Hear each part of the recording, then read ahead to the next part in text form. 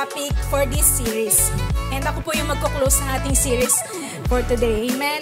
And ating pong title is The Gifts of the Holy Spirit. Amen. Sino po yung gusto dito ng mga gifts? Ay, praise God, diba? Lahat po tayo gusto ng gifts. Amen? Amen. So, before po tayo mag-start, let us commit this po muna sa ating Lord. Samahan niyo po akong manalangin. Amen.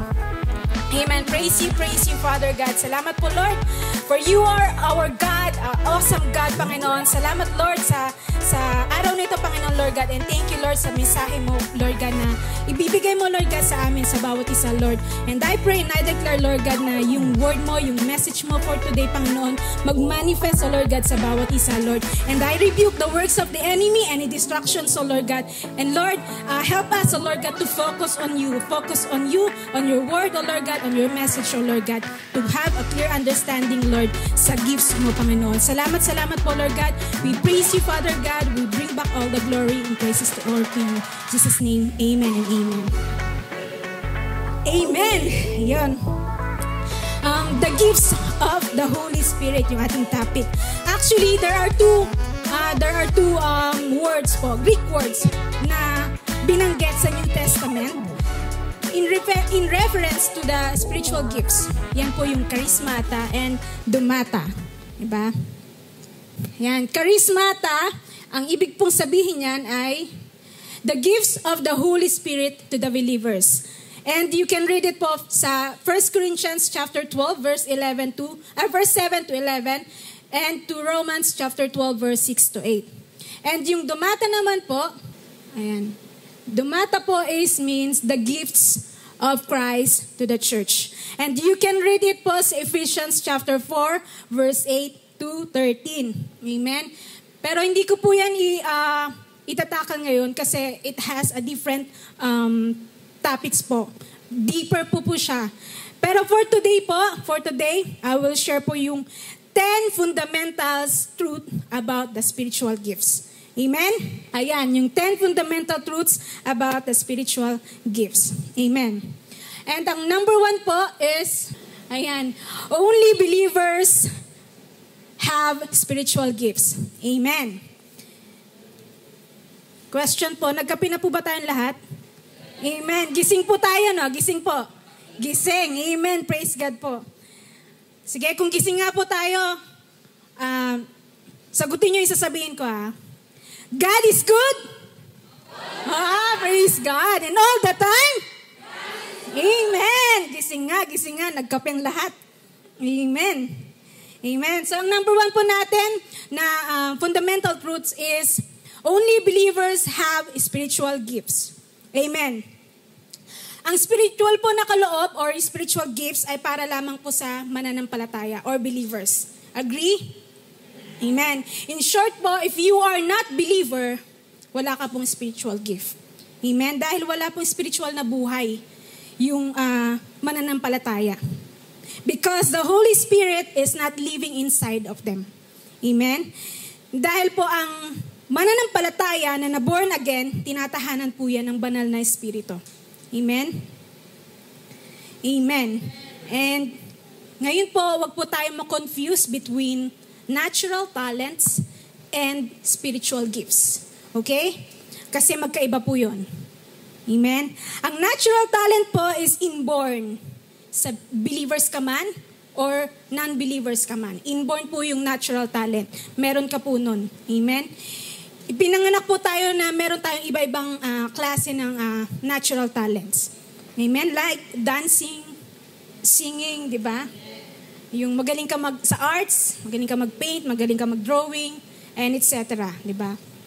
And those talents are very evident pa lang minsan sa mga bata. Di ba? Minsan nakikita na natin yun sa mga bata. Na, uy, teka, may future tong batang to. Magaling sumaya, magiging dancer to. Or kaya may future tong batang to, magaling kumanta, magiging singer to, di ba? Ganun yung natural talent. Inborn na po sa atin. Amen?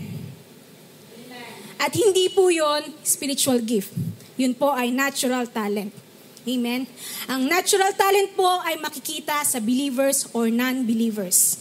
While the spiritual gifts ay makikita lamang po sa mga believers. Amen? Because only believers have spiritual gifts. Amen?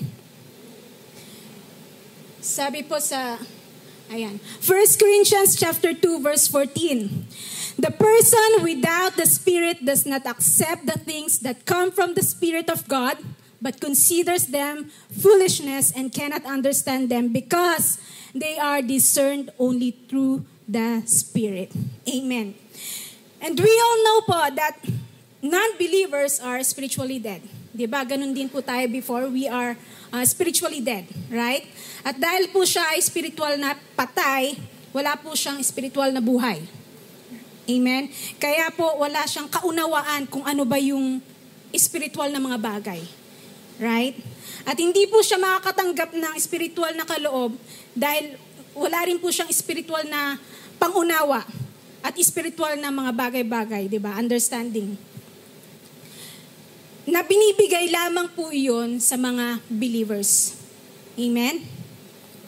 Malinaw po that yung spiritual gifts po ay pinagkakaloob lamang po sa mga believers at hindi po sa non-believers. Okay? Kaya po ang ating number one fundamental truth is only believers have the spiritual gift. Okay? Amen? Naunawaan po natin? Amen. May exam po tayo mamaya. And of course, yung number 2, every believer has at least one gift. Amen. Meron pong mga believers na binigyan ng maraming kaloob. Diba?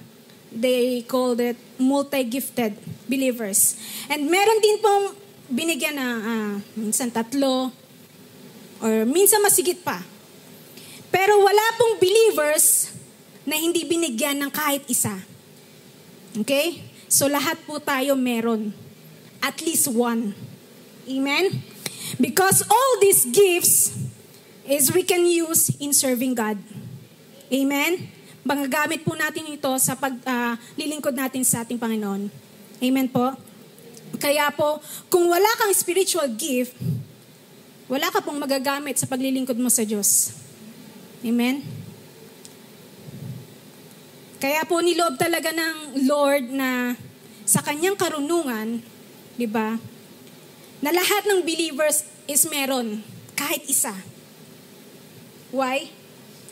Kasi meron pong mga pinagkalooban ng higit pa sa isa, di ba? And they are blessed. Di ba? Blessed po sila na pinagkalooban sila ng 1, 2, or mas higit pa. Pero dapat po hindi tayo mainggit doon. Amen? Kasi pinagkalooban sila ng ganon. Dahil po ang Bible po is tinuturuan din tayo that too much is given, much is required. Amen? Dahil kung marami ka pong na-receive na kaloob, marami ka rin pong sasagutin sa Lord. Amen? Amen po.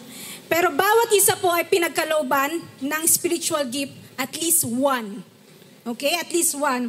Upang magamit po natin ito sa paglilingkod sa Lord. Amen? And sabi po sa 1 Corinthians chapter 7 verse 7, I wish that all of you were as I am. This is Paul. But each of you has your own gift from God. One has this gift, another has that. Amen. Remember that spiritual gift is meron ka. Meron ka po niyan. Okay? And kung hindi mo pa po nalalaman, is yun po yung kailangan mong alamin. Kailangan mo pong tuklasin upang mapaglingkuran mo ang Lord. Amen? At kapag natuklasan mo na po ito, pagyamanin mo po at gamitin mo po sa paglilingkod sa Lord. Amen? Also remember, hindi po tayo dapat mainggit doon sa mga taong, sa mga kapwa natin believers na pinagkalooban ng ganitong spiritual gift or ng ganyang spiritual gift. Diba? Kasi po lahat po tayo pinagkalooban eh. And that spiritual gift is hindi po nagde-determine ng ating position. Okay? Hindi po yung nagde-determine ng ating position. Ito po ay nagde-determine ng ating function. Nuulit ko po, ito po ay nagde-determine ng ating function. Okay? Hindi po ng ating position. Dahil ang ating spiritual gifts po ay functions po, regardless kung gaano man yung karami or isa lang yan pinagkaloob sa'yo. Pare-parehas po tayo, pantay-pantay po tayo sa harapan ng Diyos. Amen? Ang nagde-determine po niyan is yung ating function. Amen?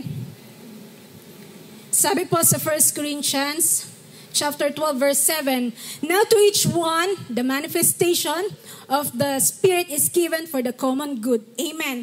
Yung manifestation po is referring to the spiritual gift. Singular po. Ibig sabihin po, every believer has at least one. So hindi mo po pwedeng sabihin na, wala naman akong spiritual gift. Meron ka po. Ang kailangan mo lang pong gawin is alamin mo po ito at tuklasin mo. Amen? Binigyan ka po ng spiritual gift, kaya alamin mo po ito. And use it para po sa kapurihan ng ating Panginoon. Para po sa paglilingkod sa Kanya. Amen? Amen. So, mabilis po ba? Dun tayo sa number 3, fundamental. No one receives all the gifts. Amen. Wala pong Kristiyano na lahat ng spiritual gifts ay nasa Kanya. Pag nasa Kanya na po lahat, di wow. Wow talaga yung pag nasa Kanya na lahat, di ba? Wala pong ganon. Kapag nasa iyo na po lahat, ibig sabihin po, yung lahat ng kaloob nasa iyo na hindi mo na po kami kailangan. Ang tawag po doon, all sufficient. Right? So hindi mo na kailangan yung ni isa sa amin kasi nasa iyo na lahat eh. Always remember po na wala pong believer ang hindi pinagkalooban ng kahit isa. Okay? Kaya lahat po tayo pinagkalooban ng spiritual gift. Amen? Pwede pong maraming kaloob na binigay sa'yo. Pwedeng isa lang, di ba? Pero lahat po tayo pinagkalooban. Pero hindi ibig sabihin lahat ipinagkaloob lang sa isa. Hindi lahat ng spiritual gifts is pinagkaloob lang sa kanya, no. Wala pong ganon. Amen? Pero meron pong mga Kristiyano na multi-gifted. Diba? Maraming pinagkaloob sa kanila. And ang tawag din po sa kanila is multi-talented. Amen? Pero hindi po lahat ng kaloob is nasa kanila. Amen? Alam niyo po that in the knowledge of God, ginawa niya po talagang ganon. Na hindi lahat is binigay. Bakit? Para po mangailangan tayo sa bawat isa. Amen? Yun po yun. Para kailanganin po natin ang bawat isa. Amen? Kailangan ng iba tayo. And kailangan natin yung iba. Amen? Dahil ang ating kaloob po ay nakakakumpleto sa kanila at yung kanilang kaloob naman ay nakakakumpleto sa atin. Yun po yun. Amen? That's how the body of Christ works. Amen? Sa 1 Corinthians po, chapter 12, verse 27 to 28, now you are the body of Christ, and each one of you is part of it.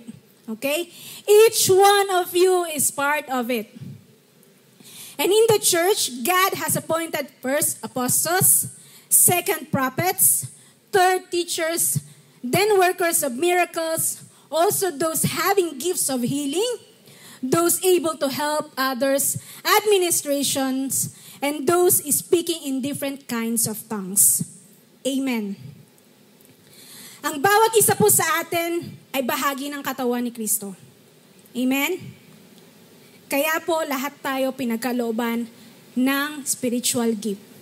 Hindi mo po pwedeng itanggi na wala pong ibinigay sa yung spiritual gift. Mamaya may magano, Rain, ano mong spiritual gift ko? Parang wala naman eh. Lahat po tayo pinagkalooban, okay? Lahat po tayo pinagkalooban ng at least one. Amen? So let's proceed po sa verse 29 to 30. Ang sabi po dyan, sasagutin po natin, yes or no ha? Are all apostles? No, di ba? Are all prophets? No. Are all teachers? No. Do all work miracles? Do all have gifts of healing? Do all speak in tongues? Do all interpret? No. Hindi po lahat ay hindi po lahat ng kaloob ay pinagkaloob po sa isa. Amen? Kaya po, hindi naman po lahat apostles eh. Hindi po lahat nag-i-speak in tongues. Diba? Lahat po ba tayo nag-i-speak in tongues dito? Hindi, diba? Amen? So, hindi po lahat ng kaloob is pinagkaloob po sa ating lahat. Kasi kung pinagkaloob na po sa ating ng Diyos yung lahat ng spiritual gifts, hindi na po natin kakailanganin ng bawat isa. Amen? Kaya po kung natuklasan mo na po yung spiritual gift mo, gamitin mo po ito to bring glory to God. Amen? Amen po. And in 1 Corinthians chapter 12, verse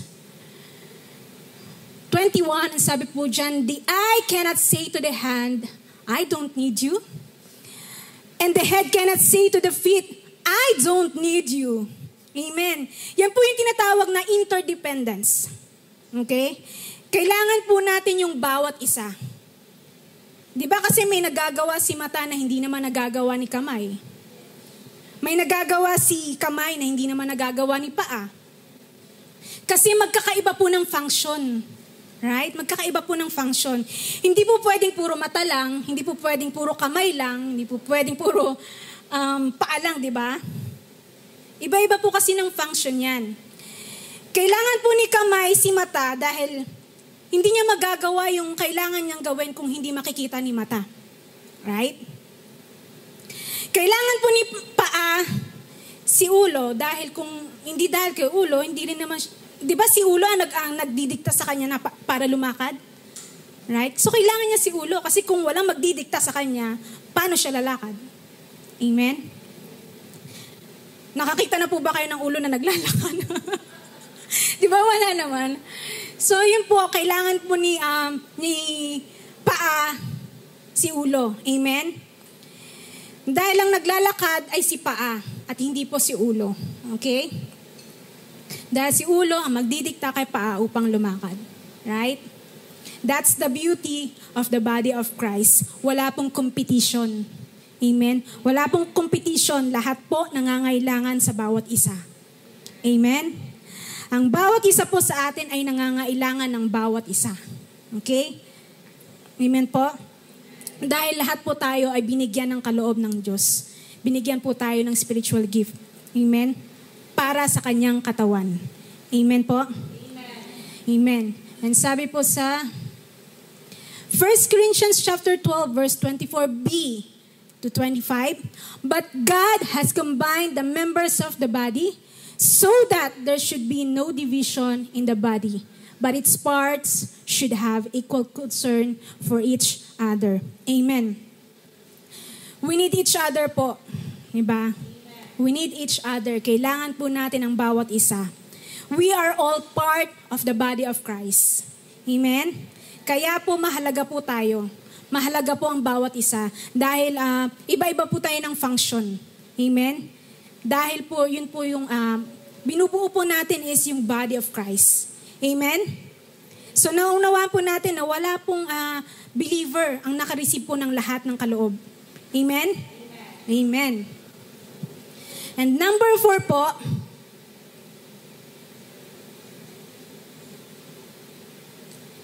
you cannot earn or buy spiritual gifts. Amen.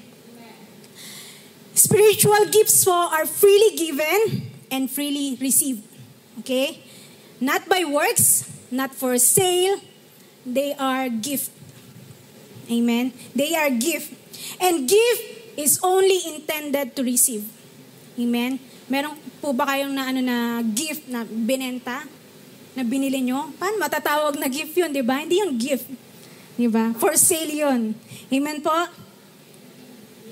Amen. Sabi po sa Ephesians chapter 4 verse 7, TV version, each one of us has received a special gift in proportion to what Christ has given. Amen. And that is the spiritual gifts. Hindi po binibili, hindi po binabayaran. Amen. It is given and received. Amen. NLT version naman po, same verse.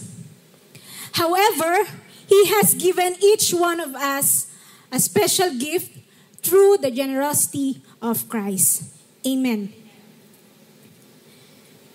And meron pa pong another version. TLB version. Sabi po dyan, however, Christ has given each of us a special abilities. Whatever He wants us to have out of His rich storehouse of gifts. Amen. Kung ano po yung gusto niyang ibigay sa'yo, yun po yung ikakaloob niya sa'yo. Si Lord po, kung ano yung gusto niyang ibigay sa'yo, yun po yung ibibigay niya sa'yo. Kaya hindi mo po pwedeng bilhin, hindi mo po siyang pwedeng trabahuhin. Amen? Kasi yun po ay freely given. Amen po? Amen. And to think po, nakilala na po tayo ng Lord eh. Kilala na po tayo ng Lord bago pa man tayo ipanganak. Amen? Kaya yung binigay niya sa iyong kaloob is match yun sa personality mo. Amen? Bagay din yun sa natural talent mo. Right? At yung spiritual gift na pinagkaloob sa iyo is either ma-enhance yung natural talent mo at lalo mo pang magamit yung spiritual gift mo. Amen? Nandiyan pa po kayo? Amen, ha? Gising pa. Kaya po alam ng Lord kung ano yung bagay sa iyo na spiritual gift. Amen? So this is why we cannot earn or buy spiritual gifts. Okay? Actually, in the Acts of, sa book of Acts, meron pong story doon, yung story ni Simon Magus. Si Simon Magus po, kaya po siya tinawag na Magus because he is a magician. Magician po siya, isa po siyang salamangkero. Siya po ay isang magician na bago pa man po siya makarinig ng gospel, yun na po yung trabaho niya, salamangkero, magician. At nung nakarinig po siya ng gospel, hindi po siya totoong na-transform. Hindi rin po siya totoong na-convert into Christian. Amen? Nakuha lang po niya yung attention kasi kina apostle, yung mga apostol na gumagawa ng ministry, yung miracles nila sa pagpapagaling ng mga tao. Nakuha nila yung yung attention ni Simon Magus.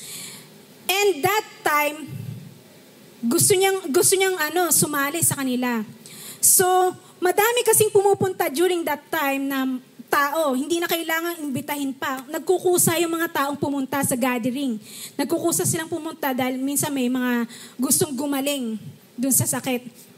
And na yung focus dun ni Simon Magus, sabi niya, parang kailangan ko ng ganito. Amen? And na-witness niya yung lahat. So sabi niya, kailangan ko ng ganitong kaloob. Kasi maraming gumagaling doon sa ministry ni Philip eh.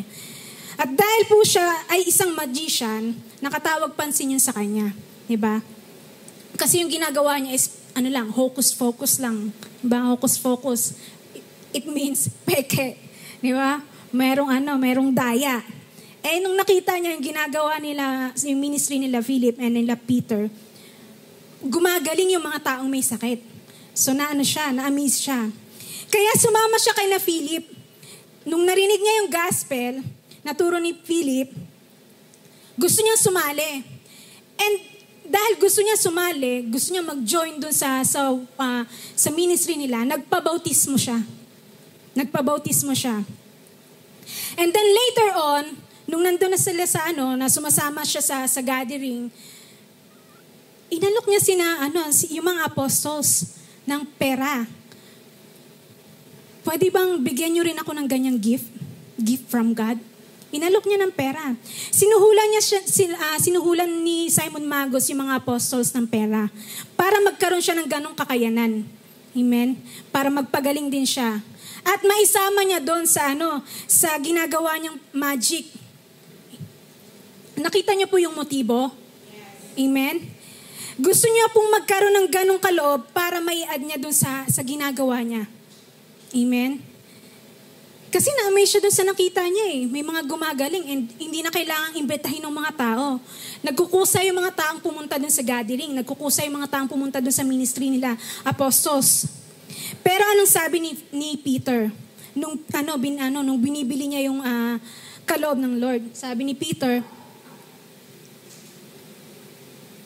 sa Acts chapter 8 verse 20 to 21, Peter answered, "May your money perish with you because you thought you could buy the gift of God with money.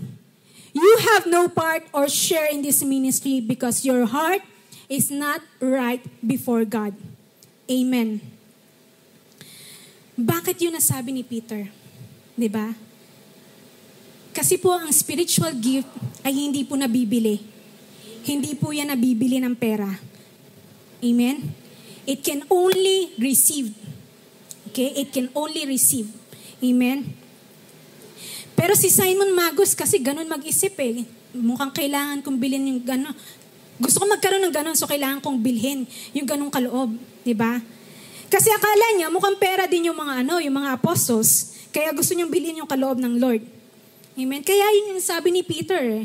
Sabi niya, you have no part or share in this ministry because your heart is not right before God. Amen? And by the gift of discernment, na-discern ni Peter na hindi tama yung puso ni Simon Magus eh. Ba? Yung sabi niya, your heart is not right before God. Amen? And sabi niya in following verse 22 to 23, repent of this wickedness and pray to the Lord in the hope that He may forgive you for having such thought in your heart. In verse 23, for I see that you are full of bitterness and captive to sin. Amen. Hindi pa po tunay na born again si Simon Magus. Amen?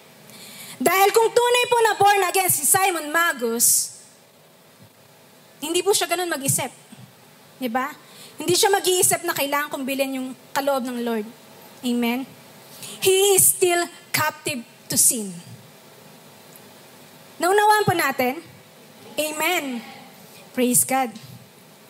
Dahil po ang tunay na born again ay hindi na po captive to sin. Amen? Kasi po pinalaya na po tayo ng Panginoon eh. Sa kasalanan, sa bitterness, sa envy. Pinalaya na po tayo ng Panginoon. May inggit po si Simon Magus kasi nakita niya madaming tao pumupunta. Then sa ginagawa niyang pagtatrabaho ng pagmamagic, wala masyadong pumupunta. So, konti yung kita niya. Diba? So, nainggit siya. Meron siyang inggit sa puso niya. Kaya gusto niyang bilhin yung kaloob ng Lord sa mga apostles. Kaya, inasam niya magkaroon ng ganong kaloob, diba? And mind niyo po, si Simon Magus is baptized. Baptized po siya. Sumasama din po siya sa mga gawain ng mga apostles. Sumasama siya dun sa mga ministers nila. Amen? Ano po ang sinasabi sa atin dito? Hindi po porket na bautismuhan na, hindi po porket nakikita natin sa church at palaging active, hindi po porket uma-attend sa Bible study, hindi po porket sumasama sa mga gawain is genuine na yung transformation. Amen? Hindi po ako nagja-judge. Hindi po ako nagja-judge. Gusto lamang po natin maging accurate. Maging accurate do sa genuine transformation. Amen? Dahil wala naman po talagang ibang nakakaalam na genuine yung transformation mo, kundi ikaw lang at ang Lord. Amen? You cannot judge people. I cannot judge people. But I can only judge myself. And you can only judge yourself. Amen? Ikaw ang nakakaalam kung tunay or genuine ba talaga yung transformation mo. Amen? Or kung tunay ba talaga yung pagiging born again mo. Diba? Kung talaga bang nagbago ka, ikaw ang nakakaalam yan at ang Lord. Amen? Sabi po sa Romans chapter 8 verse 16, the Spirit Himself testifies with our spirit that we are God's children. Amen. How do you know that you are a child of God? You should know that. You should know that you are a child of God. Amen? Dapat yan automatic na alam mo, anak ka ng Diyos. Amen? Because it is an inside testimony of the Holy Spirit inside of you. Amen? Kaya dapat alam mong you are truly a child of God. Amen po? At kung tunay ka nga anak ng Diyos, dapat wala ka ng bitterness. Wala ka ng envy. Amen? At hindi ka na captive to sin. Amen? And that thought, wala ka ng ganong thought na kailangan kong bilhin yung spiritual gift. Wala ka dapat ganong thought. Dahil ang Lord lang po ang nakakaalam kung anong gift ang nararapat sa'yo. Amen? So you cannot earn and you cannot buy spiritual gift. Naunawaan po natin? Amen. Amen. And we are now on our number 5. The Holy Spirit decides what gifts you receive. Amen. Ang Holy Spirit po ang nagde-decide. Hindi po ang church, hindi po ang pastor, hindi po ang mga elders or leaders ang nagde-decide. Hindi rin po ang mga bishop. At lalong-lalong hindi rin po ikaw ang magde-decide kung anong gift yung marireceive mo. Hindi po pwede yung paladesisyon. Paladesisyon tayo minsan. Hindi po pwede yun, di ba? It is the sole determination of the Holy Spirit. It is the Holy Spirit lamang po kung anong gift yung ipagkakaloob niya sa'yo. Amen? Sabi po sa 1 Corinthians chapter 12 verse 11, it is the one and only Holy Spirit who distribute these gifts. He alone decides which gift each person should have. Sino daw po yung nagde-decide? Antok na. Sino daw po yung nagde-decide? Holy Spirit. Amen. Kaya po ang desisyon at ang distribution po ay wala po sa kahit na kanino. Kahit kanino sa atin. Kahit ano pang katungkulan mo, wala po sa iyong desisyon. Nasa Holy Spirit lamang po yung desisyon kung anong gift yung ipagkakaloob niya sa'yo. Amen? Amen po. Yan po ay soul work lang po ng Holy Spirit.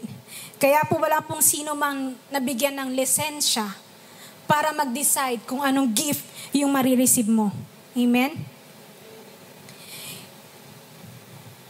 In Romans, ba't ganun? Amen. Number 6 na pala.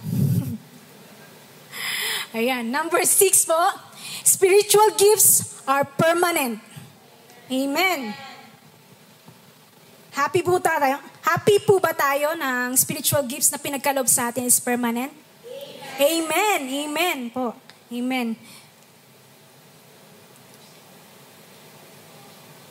Sabi po sa Romans chapter 11 verse 29, NIV version, for God's gifts and His call are irrevocable. Ano po ibig sabihin ng irrevocable? Ibig sabihin po, hindi nababago, hindi nababawi. Kapag ibinigay na po sa inyo ang kaloob, hindi na po ito babawin sa inyo. Mananatili po ito sa inyo. Gamitin mo man po o hindi yung kaloob na ipinagkaloob sa'yo po yan. Permanent yan. Amen? At kung hindi mo man po gamitin yan, responsibility mo po yan sa Lord. Amen? Amen po. Same verse po, another version, NLT. For God's gift and His call can never be withdrawn. Amen. Kaya po, kung tinawag ka ng Lord, tinawag ka talaga ng Lord. Amen? Amen. At ikaw lang di po yung nakakaalam yan kung talaga bang tinawag ka ng Lord. Diba? By inner testimony of the Holy Spirit. Amen? Kung talagang tinawag ka ng Lord or hindi. At kung tinawag ka naman po ng Lord, at sinabi mong, hindi ako tinawag, it's your responsibility sa Lord. Amen po? Amen. Amen. Same verse po, different version. God never changes His mind when He gives gifts or when He calls someone. Amen. Hindi po nagbabago ang isip ng Lord.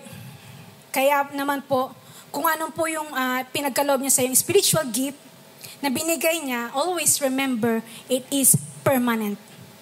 Permanent po yan. At kapag ginamit mo naman po yung kaloob na pinigay sa iyo ng Lord, ikaw po ay i-bless ng Lord. Amen?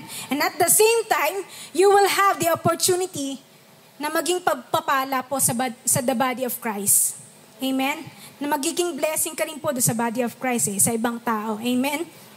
Dahil po ang katawan, kapag ginamit niya po yung ibang part niya, nabe-bless po yung ibang katawan. Di ba?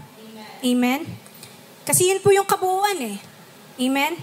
Pero kapag hindi mo po ginamit yung pinagkaloob sa'yo ng kaloob ng Lord, na-miss mo yung opportunity na i-honor si Lord. Na-miss mo yung opportunity na i-honor si Lord. Amen? At na-miss mo yung opportunity na maging blessing sa ibang tao.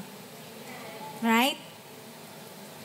Pero ang alam niyo po, maganda sa biyaya ng Lord, sa grace ng Lord, wala pong condemnation. God will not punish you kung hindi mo man po gamitin yung kaloob na pinagkaloob niya sa'yo. Hindi kanya po ipapunish. Ang mangyayari lamang po is you miss the opportunity. Na-miss mo lamang po yung opportunity and the privilege to serve God. Gamit yung spiritual gift na pinagkaloob niya sa'yo. Amen? Ang nagagawa po ni paa, nagagawa din po ng kamay. Di ba? Meron tayong nakikitang ganon. Nakakapaglakad ng kamay.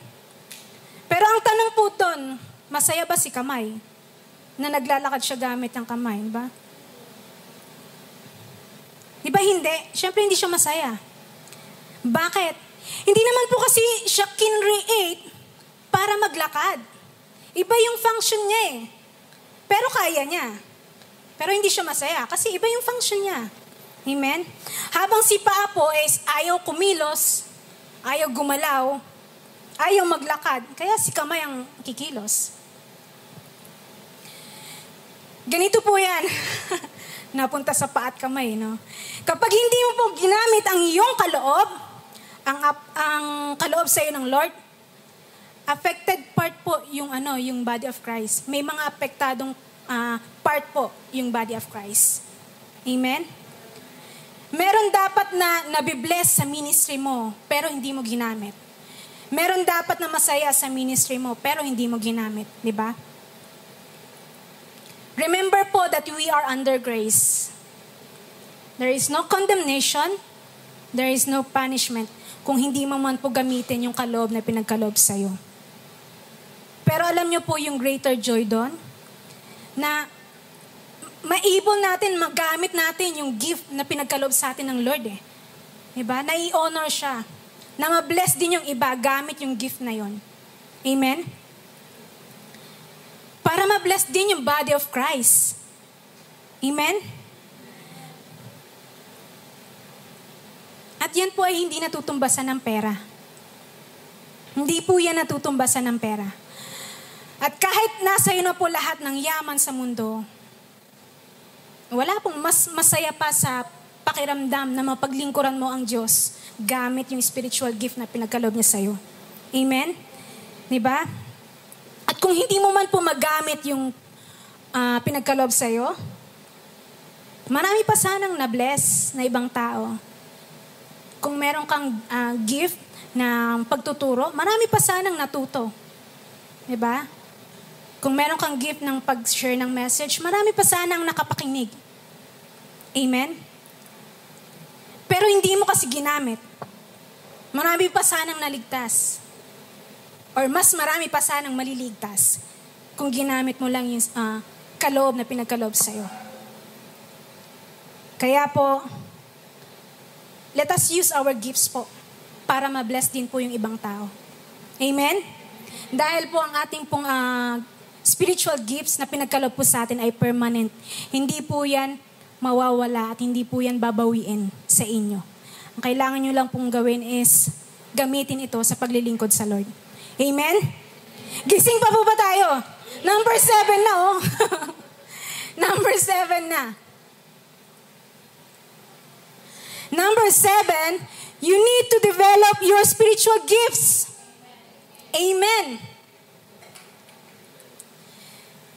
Sabi po sa 1 Timothy chapter 4 verse 14, do not neglect the spiritual gift that is in you, which was given to you when the prophets spoke and the elders laid their hands on you.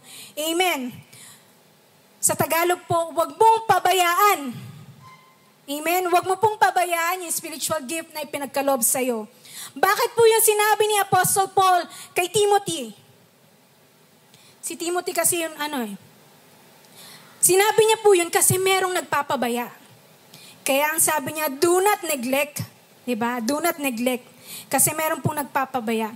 Kaya po niya sinabi yun dahil may calling siya eh. May kaloob ang Lord sa kanya. Amen? And sinabi yun ni Apostle Paul kay Timothy kasi meron siyang gift of preaching. Meron siyang gift of teaching eh. Kaya sabi niya, do not neglect. Amen? And in 2 Timothy chapter 2 verse 16, ang sabi po dyan, this is why I remind you to fan into flames the spiritual gift God gave you when I laid my hands on you. Amen. Fan into flames.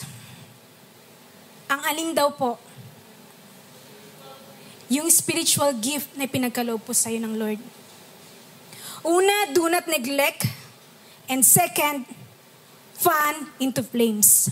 Ano po ibig sabihin ng fan into flames? Di ba kapag meron po tayong padingas po tayo ng uling, di ba pinapaypayan natin para mag-apoy. Ganun po dapat yung gawin natin, fan into flames. Paningasin natin yung apoy sa puso natin para mag-flame yung yung spiritual gift natin. Amen po? In short po, use our gifts. Maximize yung gifts natin. I-maximize natin. I-develop natin. Diba? Use it to the fullest. Amen? Kaya po kung ikaw po ay may gift of teaching, i-enhance mo po yan. I-enhance mo po. And be the best teacher that you can ever be. Amen? At kung ikaw naman po ay may calling na maging preacher, i-develop mo po yan and be the preacher that you can ever be. Amen? At kung ikaw naman po ay pinagkalooban ng gift of healing, gamitin mo po yan sa mga may sakit. I-lay hands mo sila para sila po ay gumaling. Amen? At anuman po yung ibinigay sa atin ng kaloob ng Lord, gamitin po natin ito for the glory of His name. Amen? All for His glory. Amen po? Amen. Kaya po kailangan natin i-develop yung spiritual gifts natin. I-enhance pa po natin for the glory of God. Amen po? Amen. Gising pa po tayo. Malapit na po tayo matapos. Amen. And number 8 po, spiritual gifts are given to help the church. Amen. Alam niyo po kung bakit mayroong spiritual gifts?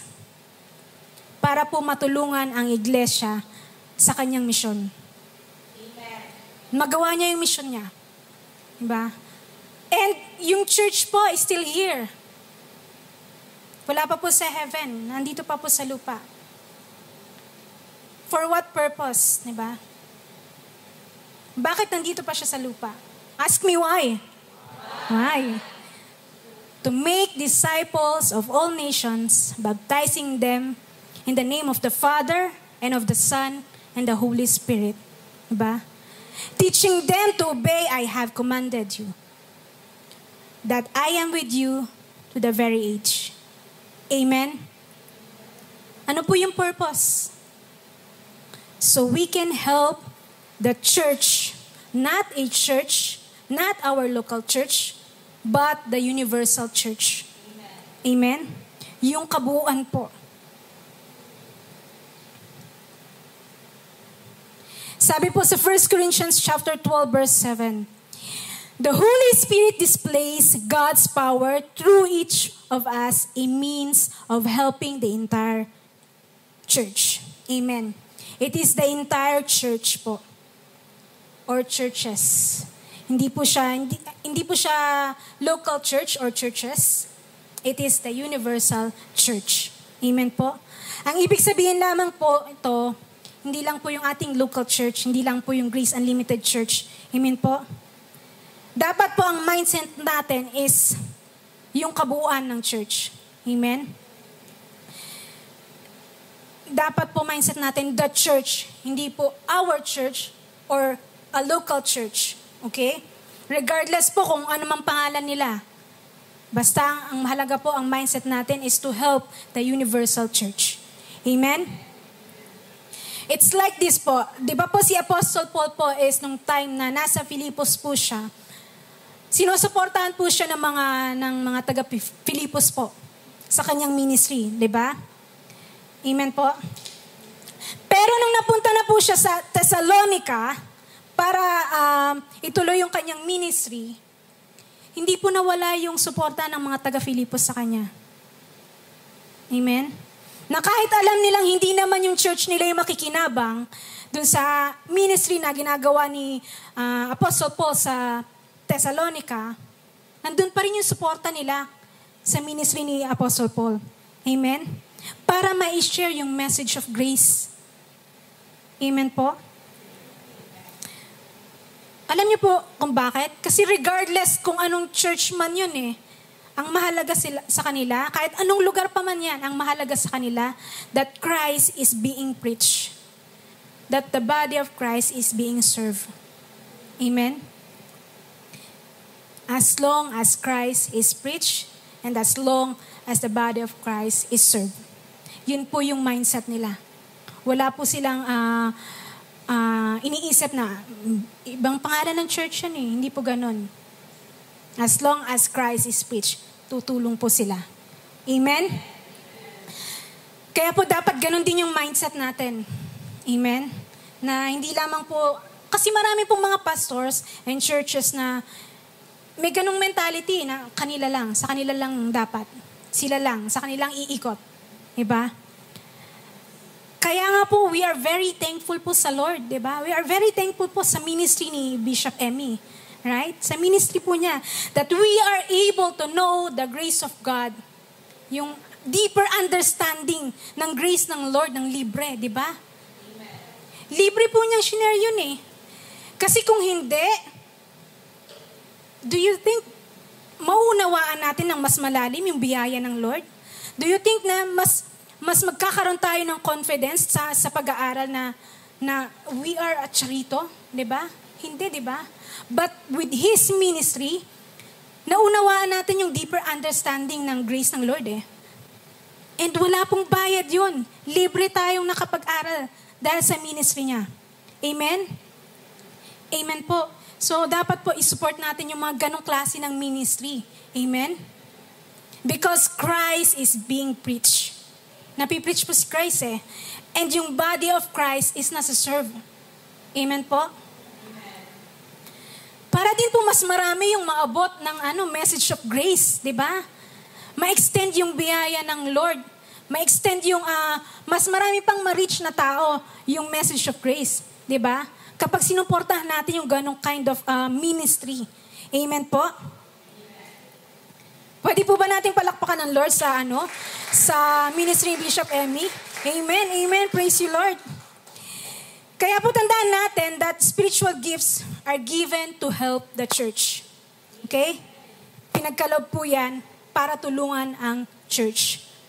Ang universal church. Hindi lamang po ang ating local church. Amen? And number 9, spiritual gifts are given to serve others. Amen. Kanina po, spiritual gifts are given to help the church. Ngayon naman po, spiritual gifts are given to serve others. Amen. Ang spiritual gifts po ay hindi po pinagkaloob para sa sarili mo lang kapakanan. Amen. Hindi lamang po yan para sa'yo. Amen po. Ipinagkaloob po yan sa'yo para tulungan ng iba. I-serve mo ang iba. Hindi po para maging superior ka. Hindi po para maging bida ka. No. It's a big no po. Pinagkaloob po yan sa'yo to serve other. Amen?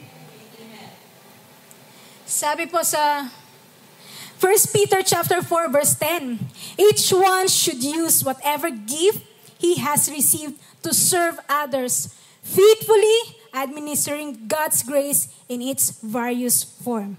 Amen. Kaya nga po minsan nakakalungkot lang na yung iba, pinagkalooban po sila ng spiritual gift, pero ginagamit po nila para pagkakitaan. Diba? Ginagamit po nila para mangolekta ng pera, diba? May mga ganun po. Right? And nakakalungkot po yung mga ganung senaryo. Dapat po, ginagamit po natin ang ating spiritual gift to serve other people. Amen? Kasi libre mo namang natanggap yan eh. Bakit pagbabayaran mo, di ba? So, libre mo ring i-share sa iba. Amen? Kaya po, let's be reminded that our spiritual gift na meron tayo, dapat yun ma-serve natin ang other people through that gift. Amen? Hindi po yan para lang sa sarili natin. Kasabi nga po dyan, di ba? Each one should use whatever gift he has received to serve others. To serve others. Amen? Spiritual gifts are given to serve others. Amen. Amen po. Nandiyan pa po kayo? Amen. And lastly, I will close with this. Spiritual gifts are used to honor God. Amen. Amen. Spiritual gifts are used to honor God. Kaya naman po, kapag hindi mo ginamit yung kaloob na ipinagkaloob sa iyo ng Lord, yung spiritual gifts na meron ka, kapag hindi mo ginamit, you are missing the opportunity to honor God. Amen? You are missing the opportunity to honor God using the spiritual gift na pinagkaloob niya sa iyo. Amen? Kasi po, ang desire ng puso natin is to honor God di ba? Pero kung hindi mo gagamitin yung spiritual gift na pinagkaloob sa'yo, you miss the opportunity to honor God. Amen?